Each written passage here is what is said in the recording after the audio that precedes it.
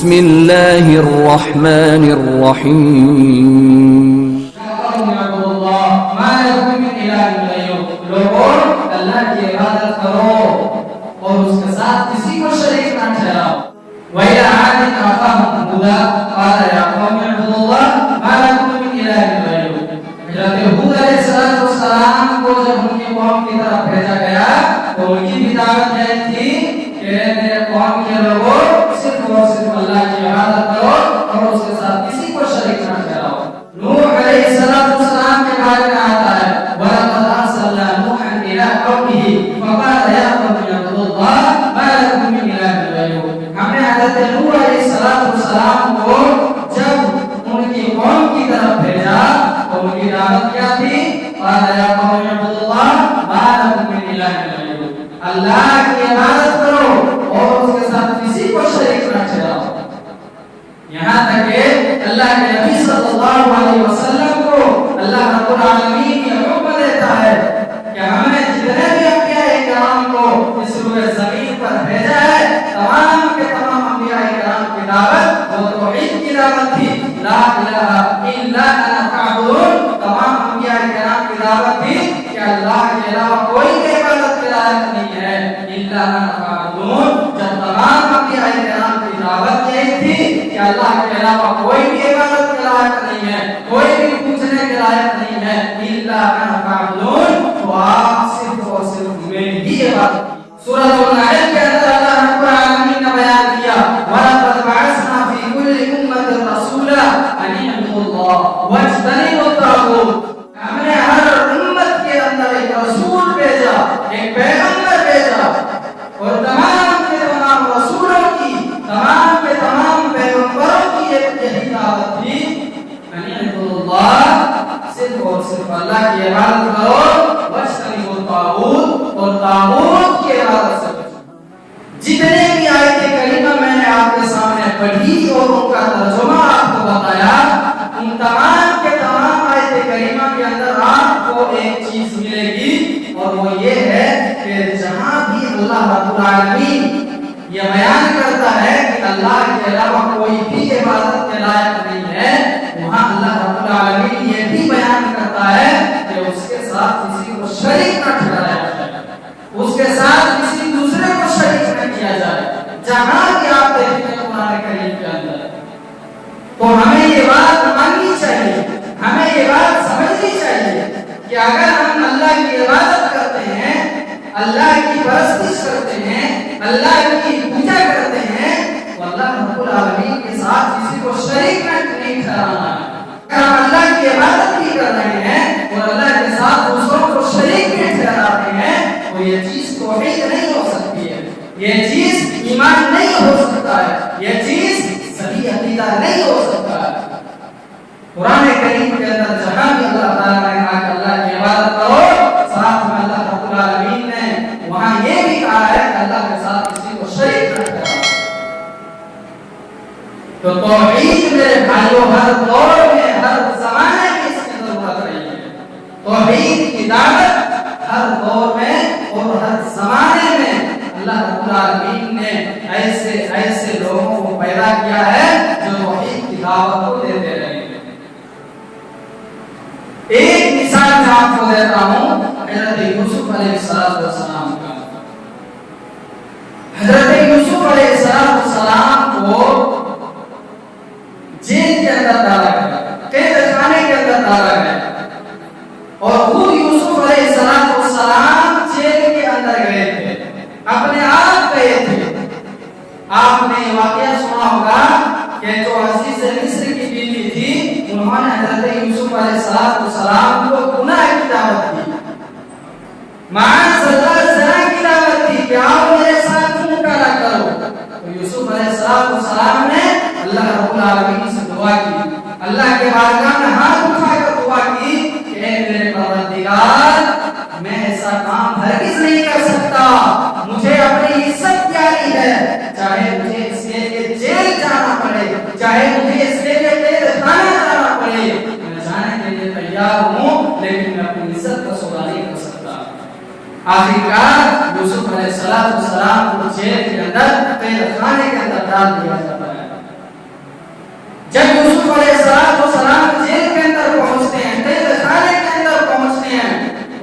دیکھتے ہیں کہ لوگ اللہ کو چھوڑ کر کسی اور کی عبادت کر رہے ہیں، کسی اور کی پوجا کر رہے ہیں، کسی اور کو اپنا رب بنا کر بیٹھے ہوئے ہیں۔ حالانکہ اس وقت بھی لوگ اللہ کی عبادت کرتے رہے ہوں گے، لیکن اللہ کے ساتھ ساتھ دوسروں کو شریک ٹھہرا دیتے ہیں۔ یوسف علیہ السلام نے جب یہ ماجرا دیکھا، جب یہ حال دیکھا وہاں کا، تو جیل کے اندر ہی یوسف علیہ السلام نے توحید کی دعوت دینا شروع کر دی۔ کیا دعوت دی؟ یا صاحبی السجن ارباب متفرقون خیر ام اللہ واحد القہار۔ اے میرے جیل کے ساتھیوں، تمہیں کیا ہو گیا ہے کہ تم لوگوں نے الگ الگ رب بنا کر بیٹھے ہوئے ہو؟ حالانکہ ہونا تو یہ چاہیے تھا کہ ہماری پریشانی صرف اللہ رب العالمین کے سامنے جھکنا چاہیے تھی، ہمیں جو ہے اپنی امیدیں صرف اللہ رب العالمین سے لگانی چاہیے تھی، ہمیں یہ بات ماننی چاہیے کہ آسمان سے بارش برسانے والا اگر کوئی ہے تو وہ رب العالمین ہے، زمین سے اناج اگانے والا اگر کوئی ہے تو وہ رب العالمین ہے، آسمان و زمین کے درمیان ہوائیں چلانے والا اگر کوئی ہے تو وہ رب العالمین ہے، سمندروں کے اندر پانی کو پیدا کرنے والا اگر کوئی ہے تو وہ رب العالمین ہے، سمندروں کے اندر نہروں کو جاری کرنے والا اگر کوئی ہے تو وہ رب العالمین ہے، نہروں کے اندر پانی کو جاری کرنے والا اگر کوئی ہے تو وہ رب العالمین ہے، ہمیں مارنے والا، ہمیں چلانے والا، ہمیں کھلانے والا، ہمیں پلانے والا، ہماری مشکلوں کو دور کرنے والا، ہماری مصیبتوں کو دور کرنے والا اگر کوئی ہے تو رب العالمین ہے۔ یا صاحبی السجن ارباب متفرقون خیر ام اللہ واحد القہار۔ اے میرے جیل کے ساتھیوں، تمہیں کیا ہو گیا ہے کہ تم لوگوں نے الگ الگ رب بنا لیے ہو، تم لوگ الگ الگ رب بنا کر بیٹھے ہوئے ہو؟ یہ بتاؤ کہ تمہارا یہ جو الگ الگ رب ہے یہ بہتر ہے یا پھر خیر ام اللہ واحد القہار، یا پھر میرا ایک اکیلا اللہ بہتر ہے؟ یوسف علیہ السلام کا انداز دیکھیے کیسے انہوں نے توحید کی دعوت دی، اور کیا کہا؟ ما تعبدون من دونه الا اسماء سميتموها انتم وآباؤكم ما انزل الله بها من سلطان۔ کہ تم جس کی عبادت کر رہے ہو، تم جس کی پوجا کر رہے ہو، تم جس کی پرستش کر رہے ہو، ان کی کوئی حقیقت نہیں ہے، بس اسماء سميتموها، تم لوگوں نے تو اور تمہارے آبا و اجداد نے تو صرف ان کا نام دے دیا ہے، ان کا نام رکھ دیا ہے، ان کی کوئی حقیقت نہیں ہے، ان کی کوئی حیثیت نہیں ہے جس کی تم عبادت کر رہے ہو، جس کی تم پوجا کر رہے ہو۔ یوسف علیہ السلام نے جیل کے اندر، قید خانے کے اندر توحید کی دعوت دی۔ آج بھی ضرورت ہے توحید کی دعوت کو عام کیا جائے، توحید کا پرچار کیا جائے، اللہ کی وحدانیت کو عام کیا جائے۔ بہت کم لوگ بچے ہیں میرے بھائیوں توحید کی دعوت کو پھیلانے والے، توحید کی دعوت کو عام کرنے والے، بہت گنے چنے چند لوگ بچے ہوئے۔ میرے بھائیوں یہ توحید کی دعوت کو آپ ہلکے میں نہ لیجیے۔ حضرت نوح علیہ السلام نے 950 سال جس چیز کی دعوت دی وہ توحید کی دعوت دی۔ حضرت نوح علیہ السلام نے ایک چوٹی لگا دی، 950 سال دعوت دی توحید کی دعوت دی۔ ان کے قوم نے نہیں مانا، نوح علیہ السلام آگے نہیں بڑھے جب تک لوگوں نے توحید کو نہیں مانا۔ 950 سال تک اگر کسی چیز کی دعوت دی تو وہ صرف توحید کی دعوت دی۔ خود اللہ کے نبی صلی اللہ علیہ وسلم نے توحید کی دعوت دی۔ ذرا اس نقطے پر غور کیجیے گا، اللہ کے نبی صلی اللہ علیہ وسلم کے اوپر جب پہلی وحی آتی ہے تو اللہ کے نبی صلی اللہ علیہ وسلم ڈر جاتے ہیں، اور ڈر کر وہ سو جاتے ہیں، کمبل اوڑھ لیتے ہیں۔ کچھ دنوں کے بعد اللہ رب العالمین کی طرف سے دوسری وحی آتی ہے، دوسری وحی آتی ہے، یا ایھا المدثر قم فانذر وربک فکبر وثیابک فطہر والرجز فاہجر۔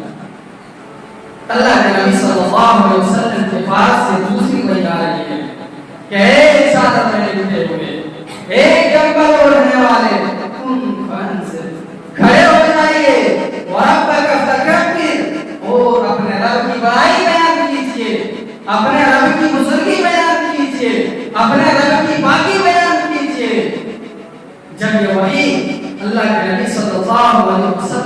پاس آتی ہے اللہ کے نبی صلی اللہ علیہ وسلم کھڑے ہوتے ہیں اور کھڑے ہونے کے بعد کچھ دنوں کے بعد اللہ کے نبی صلی اللہ علیہ وسلم تمام لوگوں کو جمع کرتے ہیں اور کون سی جگہ پر جمع کرتے ہیں؟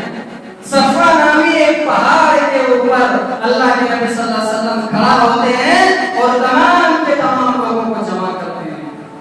جب مکہ کے سارے لوگ بڑے بڑے سردار قریش کے جمع ہوتے ہیں اللہ کے نبی صلی اللہ علیہ وسلم نے ایک سوال کیا. تمام کے تمام لوگوں سے ایک سوال پوچھا. وہ سوال تھا هل وجدتموني صادقا او كاذبا کہ لوگوں بتاؤ میری امت تمہارے درمیان گزری ہے میں تمہارے درمیان بڑا بڑا ہوں بتاؤ کہ میرے بارے میں تمہارا کیا خیال ہے تمہیں کیا لگتا ہے کہ میں صادق ہوں یا میں کاذب ہوں میں سچ بولتا ہوں یا پھر جھوٹ بولتا ہوں. اللہ کے نبی صلی اللہ علیہ وسلم نے تمام لوگوں کو جمع کر کے یہ سوال کیا اور جب سوال کیا تو ایک جٹ ہو کر سارے مل کر یہ جواب دیتے ہیں ما جربنا علیک الا صدقا کہ کبھی بھی ہم لوگوں نے آپ کو جھوٹ بولتے ہوئے نہیں دیکھا ہے.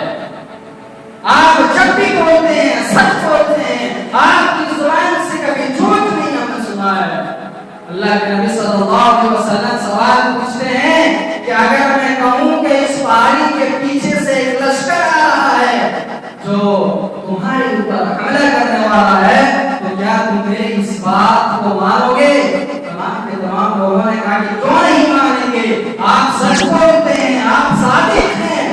اور اللہ کے نبی صلی اللہ علیہ وسلم نے اسی وقت دعوت دی توحید کی. وہ دعوت کی یا ایھا الناس قولوا لا الہ الا اللہ تفلحوا.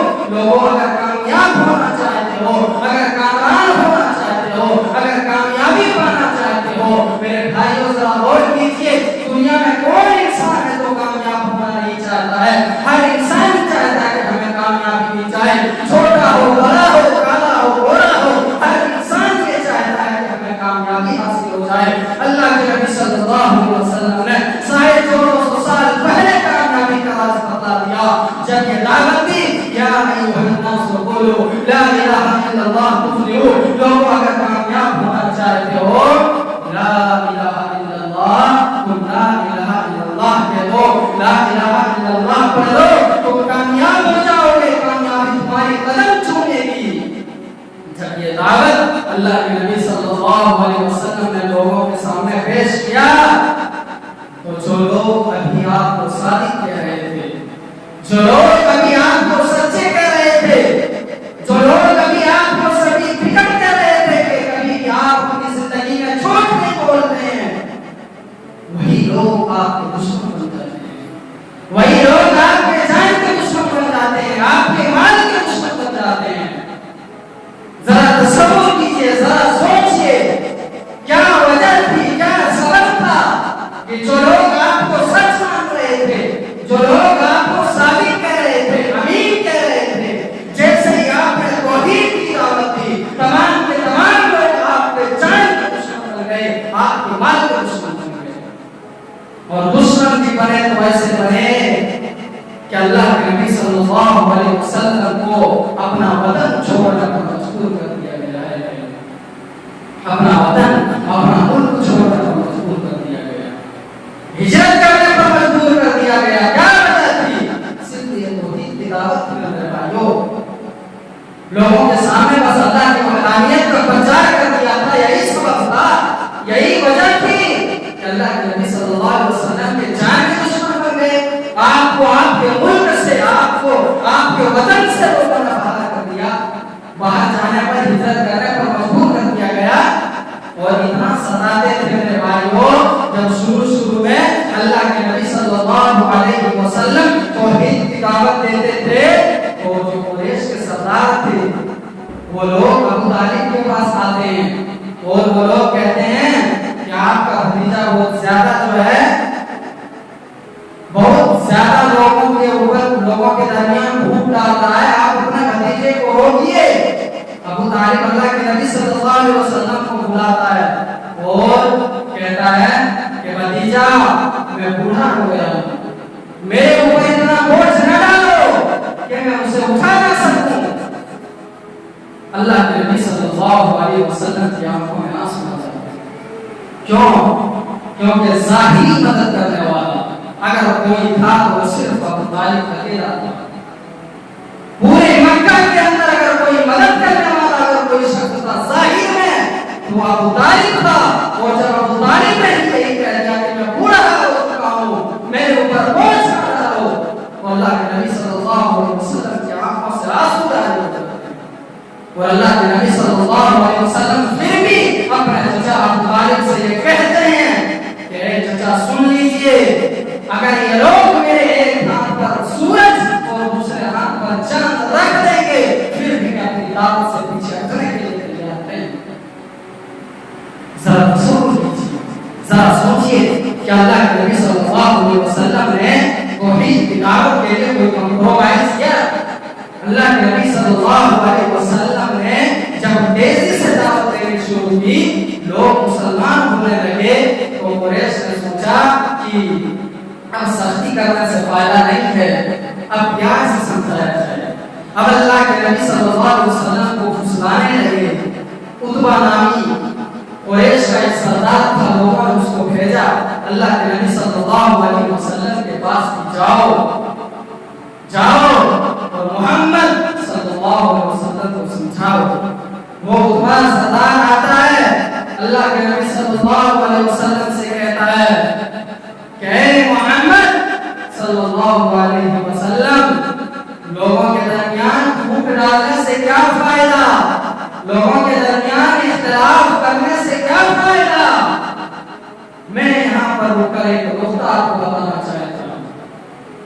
اس وقت بھی اللہ کے نبی صلی اللہ علیہ وسلم نے توحید کی دعوت دی، اللہ کی وحدانیت کا پرچار کر رہے تھے، تو قریش کے بڑے بڑے سردار کیا کہا کرتے تھے کہ یہ لوگوں کے درمیان پھوٹ ڈال رہے ہیں، لوگوں کے درمیان اختلاف پیدا کر رہے ہیں۔ اللہ کی قسم وہی سیم بات آج بھی اگر کوئی علماء توحید کی دعوت دیتا ہے، اللہ کی وحدانیت کا پرچار کرتا ہے، تو لوگ خود اپنے ہی مسلمان بھائی کہتے ہیں کہ یہ لوگوں کے درمیان، یہ مسلمانوں کے درمیان پھوٹ ڈال رہا ہے، یہ مسلمانوں کے درمیان اختلاف پیدا کر رہا ہے۔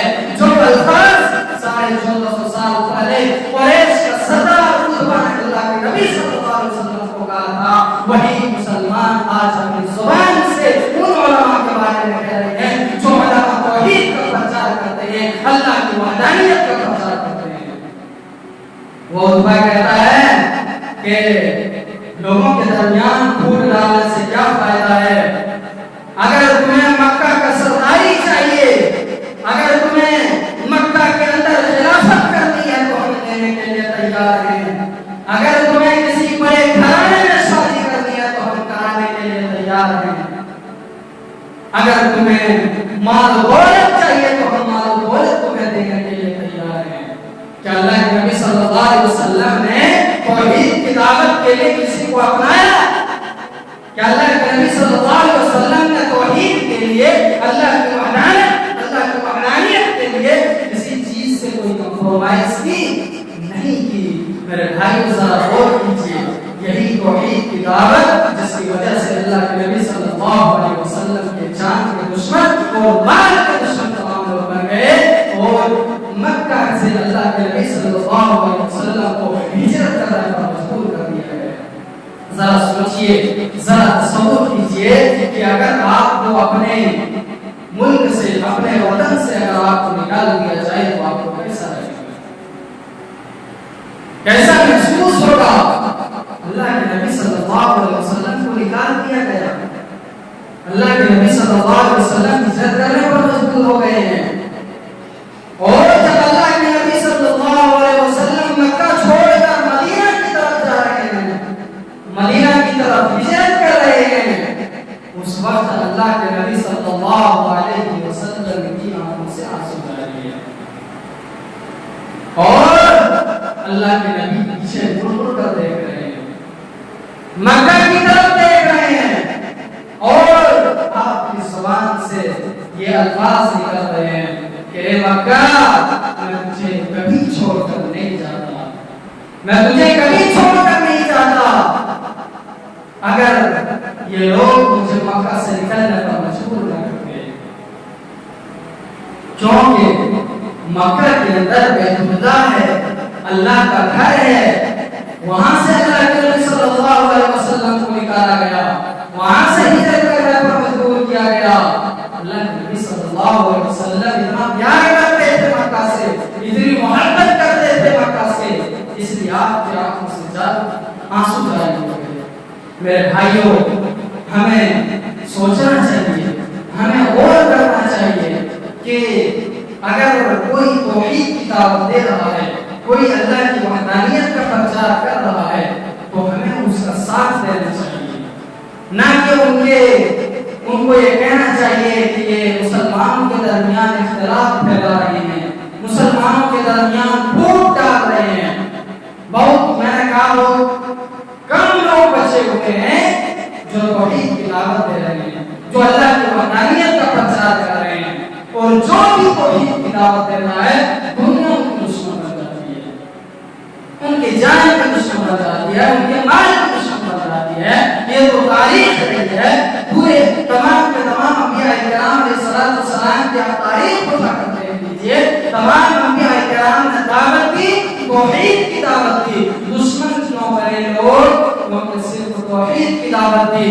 اللہ کے نبی صلی اللہ علیہ وسلم کے جان کے دشمن کیوں بنے لوگ؟ اللہ کے نبی صلی اللہ علیہ وسلم کے مال کے دشمن کیوں بنے لوگ؟ کیونکہ آپ نے توحید کی دعوت دی۔ آج بھی اگر کوئی توحید کی دعوت دے گا تو لوگ ان کے دشمن بن جائیں گے، جان کے بھی دشمن بن جائیں گے اور مال کے بھی دشمن بن جائیں گے، تمام کے تمام لوگ دشمن بن جائیں گے۔ آپ نماز کی دعوت دیجیے گا، آپ روزے کی دعوت دیجیے گا، آپ حج کی دعوت دیجیے گا، آپ زکات کی دعوت دیجیے گا، آپ فضائل ذکر بیان کیجیے گا، آپ قرآن کی فضیلت بیان کیجیے گا، دنیا کچھ نہیں بولے گی، نہ اپنے لوگ بولیں گے، نہ غیر لوگ بولیں گے، کوئی کچھ نہیں بولے گا۔ غیر جو لوگ ہیں وہ تو کہیں گے چلو ان کا دھرم ہے، ان کا مذہب ہے، نماز کے بارے میں یہ پرچار کر رہا ہے، کوئی بات نہیں، روزے کے بارے میں پرچار کر رہا ہے، کوئی بات نہیں، قرآن کی فضیلت بیان کر رہا، کوئی بات نہیں، فضائل ذکر بیان کر رہا، کوئی بات نہیں، لیکن جو ہی آپ توحید کی دعوت دیجیے گا، اللہ کی وحدانیت کی بات کیجیے گا، اللہ کی قسم کھا کر کہہ رہا ہوں، اپنے لوگ بھی آپ کو دشمن بن جائیں گے اور غیر کو غیر دشمن بنیں گے، اپنے لوگ خود دشمن بن جائیں گے۔